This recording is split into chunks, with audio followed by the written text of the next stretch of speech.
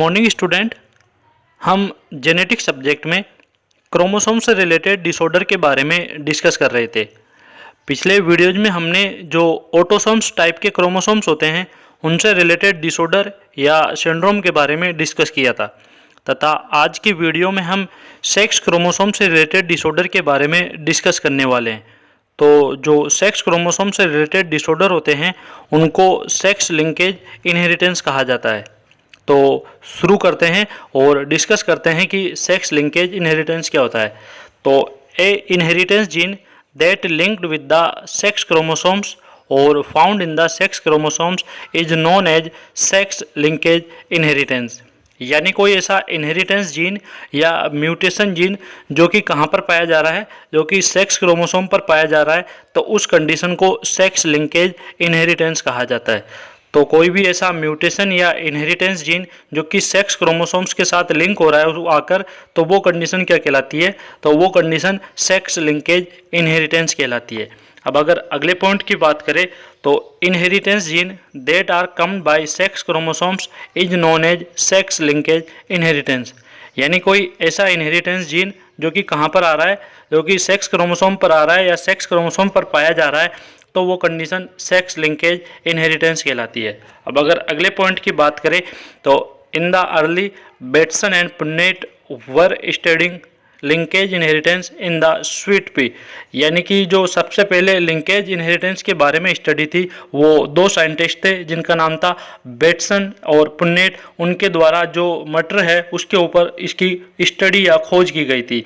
तो जो linkage inheritance है उसकी खोज किसके द्वारा की गई थी? उसकी खोज बेटसन और पुन्नेट जो दो साइंटिस्ट थे उनके द्वारा मटर के ऊपर की गई थी। अब अगर सेक्स लिंकेज की बात करें कि सेक्स लिंकेज की खोज कब की गई थी, तो sex linkage inheritance was first discover by Thomas Morgan. यानी कि जो सेक्स लिंकेज इनहेरिटेंस की जो खोज है वो सबसे पहले मॉर्गन साइंटिस्ट के द्वारा की गई थी। और वो किसके ऊपर की गई थी? वो ड्रोसोफिला, एक मक्खी होती है, उसके ऊपर इसकी खोज की गई थी। तो ड्रोसोफिला के ऊपर जो मॉर्गन है उन्होंने सेक्स लिंकेज इनहेरिटेंस की सबसे पहले खोज की थी। अब अगर अगले पॉइंट की बात करें तो मेल आर हेट्रोगेमेट्स। मेल क्या होते हैं? हेट्रोगेमेट्स होते हैं। क्यों? क्योंकि because they have two different sex chromosomes. क्योंकि इनके अंदर क्या होते हैं? दो अलग टाइप के सेक्स क्रोमोसोम्स होते हैं। कौन कौन से? एक होता है एक्स और दूसरा होता है वाई। तो दोनों डिफरेंट टाइप के सेक्स क्रोमोसोम्स होने के कारण मेल्स को हेट्रोगेमेट्स कहा जाता है। उसी प्रकार से फीमेल आर होमोगेमेट्स। फीमेल को क्या कहा जाता है? फीमेल को होमोगेमेट्स कहा जाता है। क्यों कहा जाता है? क्योंकि because they have two same chromosomes. क्योंकि इसके अंदर जो दोनों सेक्स क्रोमोसोम्स होते हैं वो सेम होते हैं, दोनों एक्स एक्स होते हैं। तो दोनों सेम सेक्स क्रोमोसोम्स के कारण फीमेल्स को होमोगेमेट्स कहा जाता है। अब अगर अगले पॉइंट की बात करें तो the X chromosome is significantly longer than the Y chromosomes and this X chromosomes contain 1000 more gene. यानी कि जो एक्स क्रोमोसोम्स होता है वो वाई की तुलना में लॉन्गर होता है और इसके अंदर जो एक्स क्रोमोसोम्स है उसके अंदर बहुत सारे जीन प्रेजेंट होते हैं। तो वाई के अंदर कम जीन प्रेजेंट होते हैं और जो एक्स क्रोमोसोम्स है उसके अंदर बहुत सारे जीन प्रेजेंट होते हैं। अब अगर अगले पॉइंट की बात करें तो the Y chromosomes have very few gene. यानी कि जो वाई क्रोमोसोम्स है उसके अंदर बहुत कम जीन प्रेजेंट होते हैं comparison to the X chromosomes, X chromosomes की तुलना में। तो ये तो बात हुई सेक्स लिंकेज इनहेरिटेंस के इंट्रोडक्शन के बारे में। अब बात करते हैं इसमें कुछ कंडीशन पाई जाती है उनके बारे में। तो सबसे पहले कंडीशन की अगर बात करें तो वो है एक्स लिंकेज रिसेसिव इनहेरिटेंस। अगर एक्स लिंकेड रिसेसिव इनहेरिटेंस की बात की जाए तो ये क्या कंडीशन होती है? तो x linked recessive inheritance is a gene is made of inheritance in which A mutation in A gene on the X chromosome. यानी कि अगर एक्स क्रोमोसोम्स के जीन पर क्या आ रहा है? म्यूटेशन आ रहा है। तो एक्स क्रोमोसोम्स पर कोई म्यूटेशन जीन प्रेजेंट हो रहा है या जो एक्स क्रोमोसोम्स है उस पर कोई इनहेरिटेंस या म्यूटेशन जीन उसके साथ आकर लिंक हो रहा है, तो वो कंडीशन क्या कहलाती है? वो condition X linkage recessive inheritance condition कहलाती है। अगले पॉइंट की अगर बात करें तो in male who have only X chromosomes one altered copy of the gene is each cell is sufficient to causes the condition.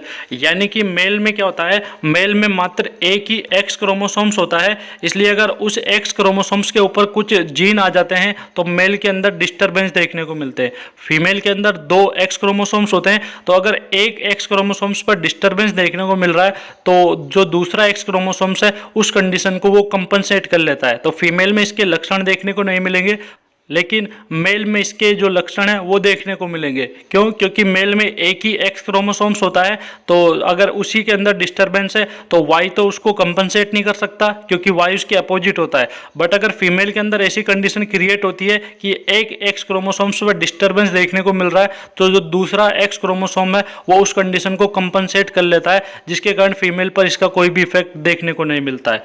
अब अगर इस के एग्जाम्पल की बात करें तो हीमोफीलिया और कलर ब्लाइंडनेस वाली जो कंडीशन होती है वो एक्स लिंकेड रिसेसिव इनहेरिटेंस कहलाती है।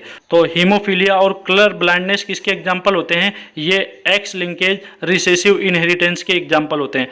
अब अगर क्रॉस मैचिंग के द्वारा हम इसको समझे तो जो एक्स है वो मदर है और एक्स वाई क्या है? फादर है। यानी कि जो मदर है उस मदर के एक एक्स क्रोमोसोम्स पर क्या हो गया है? म्यूटेशन हो गया है या इनहेरिटेंस हो गया है। तो अब उन पेरेंट्स के जो बच्चे हैं वो किस प्रकार से बोर्न होंगे?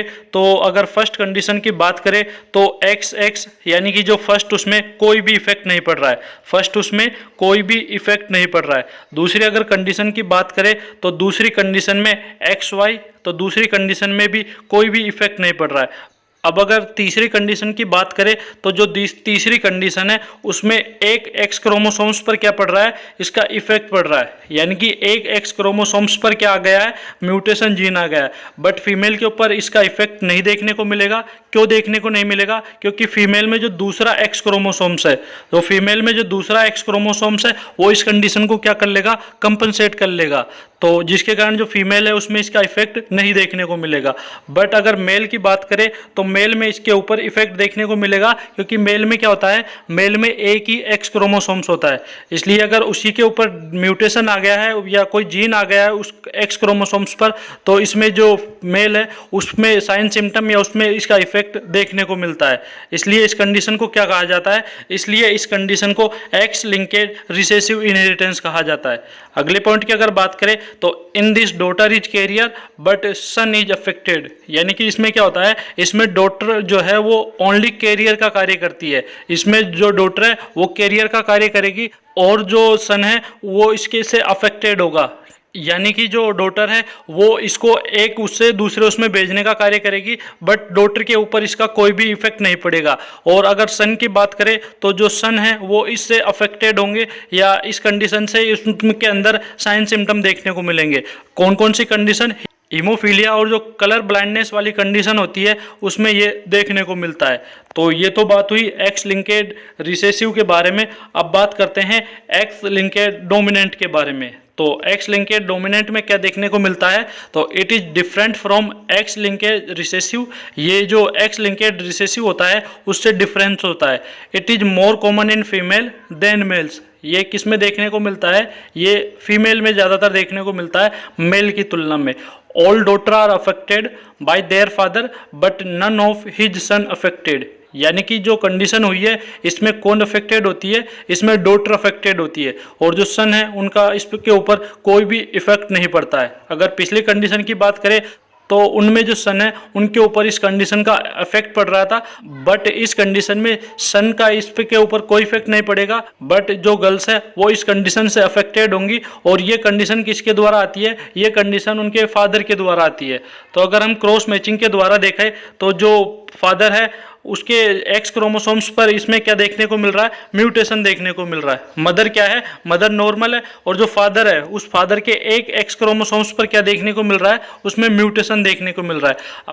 अब अगर उनके जो चाइल्ड बोर्न हुए हैं उनकी अगर बात करें, अब अगर इसके फर्स्ट चाइल्ड की बात करें तो डॉटर के ऊपर इसका इफेक्ट देखने को मिल रहा है उसी प्रकार से अगर सन की बात करें तो जो सन है उनके ऊपर कोई भी इफेक्ट इस कंडीशन में देखने को नहीं मिल रहा है। अगर तीसरी कंडीशन देखें तो फिर से डॉटर के ऊपर इसका इफेक्ट देखने को मिल रहा है, और अगर चौथी कंडीशन देखें तो इसमें जो सन है उनके ऊपर इसमें कोई भी इफेक्ट देखने को नहीं मिल रहा है।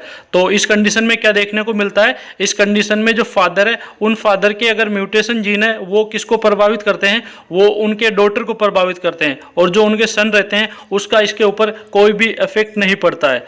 तो ये तो बात हुई सेक्स लिंकेड डोमिनेंट के बारे में। अब बात करते हैं अगली कंडीशन के बारे में, जो कि वाई लिंकेड ट्रेड्स या वाई लिंकेड इनहेरिटेंस के नाम से जानी जाती है। तो इसमें क्या देखने को मिलता है, तो the inheritance gene are present on the Y chromosomes, यानी कि वाई क्रोमोसोम्स के ऊपर अगर कोई भी म्यूटेशन जीन या इनहेरिटेंस प्रेजेंट हो रहा है तो वो कंडीशन क्या कहलाती है, तो वो कंडीशन वाई लिंकेज इनहेरिटेंस कहलाती है। तो अगर वाई क्रोमोसोम्स पर कोई म्यूटेशन या इनहेरिटेंस जीन प्रेजेंट हो रहा है तो वो कंडीशन वाई लिंकेड ट्रेड्स या वाई लिंकेड इनहेरिटेंस कहलाती है। अगले अगर पॉइंट की बात करें तो since only male normally have a Y chromosomes, so Y linked gene can only be transmitted from father to son, यानी कि जो मेल है उसी के अंदर वाई क्रोमोसोम्स प्रेजेंट होता है। तो अगर फादर के वाई क्रोमोसोम्स पर डिस्टरबेंस देखने को मिल रहा है तो सीधा सा उसका इफेक्ट इसके ऊपर पड़ना है, तो जो इफेक्ट है वो उनके सन के ऊपर पड़ता है, क्योंकि जो डॉटर हैं उनमें तो वाई क्रोमोसोम्स नहीं होगा, इसलिए जो इफेक्ट है वो किसके ऊपर पड़ेगा, इसलिए जो इफेक्ट है वो ओनली उनके जो सन है उनके ऊपर पड़ेगा। इसलिए इस कंडीशन में क्या होता है, इस कंडीशन में वाई क्रोमोसोम्स पर म्यूटेशन जीन आ जाते हैं, तो इस कंडीशन में जो अफेक्टेड होते हैं वो ओनली मेल्स होते हैं, यानी कि जो फीमेल्स है उसके ऊपर इसका कोई भी इफेक्ट नहीं पड़ता है। तो जो सन पैदा होंगे उनके ऊपर इसका इफेक्ट देखने को मिलेगा। अब अगर क्रॉस मैचिंग के द्वारा देखा जाए तो जो फादर है उसके वाई क्रोमोसोम्स पर इसमें डिस्टरबेंस देखने को मिला, यानी कि जो वाई क्रोमोसोम्स है उस पर म्यूटेशन देखने को मिला, तो जो अफेक्टेड होंगे। अब अगर फर्स्ट कंडीशन की बात करें तो उसमें गर्ल्स पर कोई भी इफेक्ट नहीं पड़ा। अब अगर सेकंड कंडीशन जिसमें सन बोर्न हुआ है तो उस कंडीशन में सन पर क्या देखने को मिलेगा, वाई क्रोमोसोम्स पर इफेक्ट देखने को मिलेगा, क्योंकि फादर के वाई क्रोमोसोम्स पर म्यूटेशन हो गया था, इसलिए जो उसका जो इफेक्ट है वो सन पर देखने को मिलेगा। अगर थर्ड कंडीशन की बात करें तो थर्ड कंडीशन में जो गर्ल्स है उस पर इसका इफेक्ट नहीं देखने को मिलेगा। और फिर से अगर फोर्थ कंडीशन की बात करें तो फोर्थ कंडीशन में फिर से जो सन है उनके ऊपर फिर से इसका इफेक्ट देखने को मिलेगा, क्योंकि जो फादर का वाई क्रोमोसोम्स है उस पर म्यूटेशन हो गया था, इसलिए जो म्यूटेशन है वो अब उनके सन में भी देखने को मिलेगा। तो इसी के साथ आपका जो सेक्स लिंकेज इनहेरिटेंस है वो कंप्लीट हुआ। Thank you student.